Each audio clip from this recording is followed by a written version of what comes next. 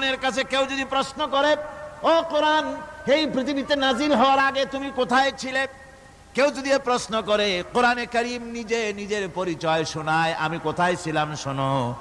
বাল হুয়া কুরআনুম মাজিদুন ফি লাউহিম মাহফুজ, বরং এই কিতাব অতীব মর্যাদা সম্পন্ন সুরক্ষিত ফলকে লিপিবদ্ধ ছিল, আমি ছিলাম লৌহে মাহফুজে, সেখান থেকে এসেছি। যদি কেউ প্রশ্ন করে, কোরআন কি কোরআন, তুমি কার উপরে অবতীর্ণ হয়েছ?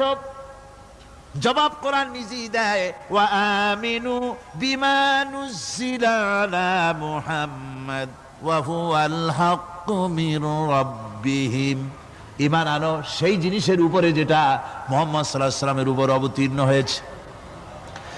আবার অন্য আয়াতেও জবাব পাওয়া যায়, তাবারাকাল্লাযী নাযালাল ফুরকান